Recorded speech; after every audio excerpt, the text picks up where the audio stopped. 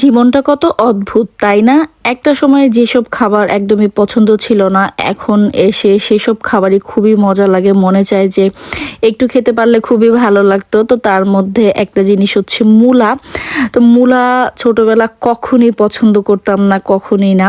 তো ওই দিন সোমবার দিন সুপার শপে যাওয়ার পরে মূলা দেখে বেশ খুশি হয়ে গেলাম। তো আজকে একটু মূলা ভাজি করব, তো আমি মূলা নিয়ে আসছিলাম। তো মূলাটাকে ঝুড়ি ঝুড়ি করে কেটে এখন একটু ভাপ দিয়ে নিব। পাশাপাশি আমি একটু মুগ ডালও বসিয়ে নিয়েছিলাম আর ভাত তো বসিয়েই দিয়েছি। তো মূলাটা দেখে খুবই ভালো লাগলো। মূলা ভাজিটা আমার খেতে এখন একদমই খারাপ লাগে না। আর যে মানে মূলার যে একটা নিজস্ব স্মেল আছে, ওইটা আগে খুবই খারাপ লাগতো, এখন আর সেটাও খারাপ লাগে না। আর পাশাপাশি আমি হচ্ছে একটু বোয়াল মাছ রান্না করব আজকে, টমেটো দিয়ে হচ্ছে ভুনা করব।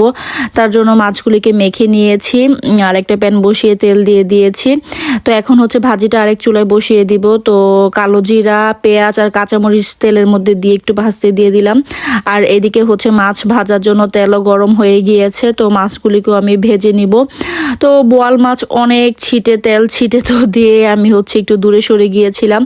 এখন হচ্ছে জাস্ট হচ্ছে একটু উল্টে পাল্টে দিচ্ছিলাম। তো আজান খাবে বলেই হচ্ছে একটু বেশি নিয়েছি। দেখা যাবে যে যেহেতু সলিড মানে মাছ আছে, তো ওইটা আবার আজান খেতে পছন্দ করে। তো মাছগুলি তুলে নিয়ে ওই প্যানের মধ্যেই হচ্ছে আমি পেঁয়াজ কাঁচামরিচ একটু বাদামি কালার করে নিব। আর ওইদিকে ভাজির জন্য যে পেঁয়াজ কাঁচামরিচ রেখেছিলাম সেটা প্রায় ভাজা ভাজা হয়ে এসেছে। এখন এর মধ্যে হলুদ, মরিচ আর লবণ দিয়ে ভাজিগুলিকে দিয়ে এখন মেখে নিব।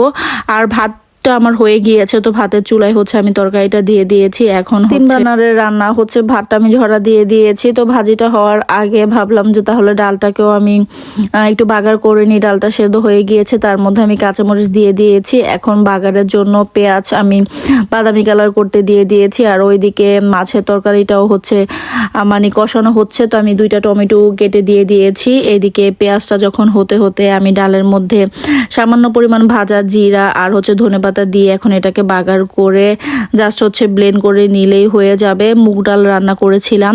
তো এদিকে আমি মাছটাও একটু পরপর মাছের যে মশলাটা সেটা নাড়াচাড়া করে দিচ্ছিলাম।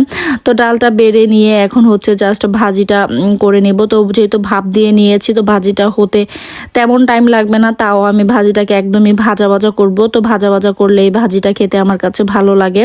তো এখন ভাজির মধ্যে আমি সামান্য পরিমাণ ধনেপাতা দিয়ে দিলাম।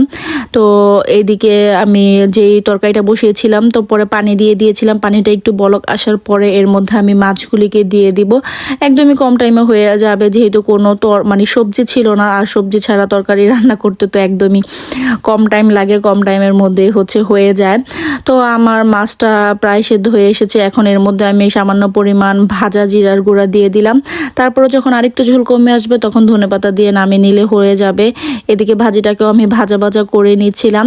তো এই তো ঝোল কমে আসছে। এখন এর মধ্যে আমি বেশ কিছু ধনেপাতা দিয়ে দিব। তো ধনেপাতাটা ফ্রেশ ছিল, এত সুন্দর একটা গ্রান আসতেছিল।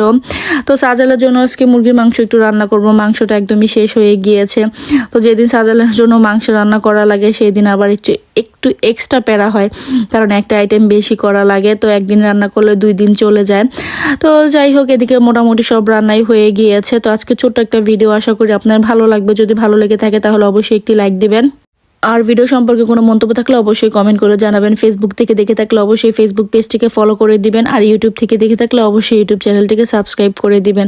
আর দেখতে দেখতে ভালো লেগে গেলে প্লিজ ভিডিওটিকে শেয়ার করে দিবেন, যাতে অন্যান্য মানুষও দেখতে পারে। তো যাই হোক, আজকে মানে আমাদের জন্য সিম্পলি খাবার ছিল, খুবই মজাদার মাংস, মূলা ভাজি আর হচ্ছে মুগ ডাল আর বোয়াল মাছ। তো আজকে এই পর্যন্তই। আল্লাহ হাফেজ।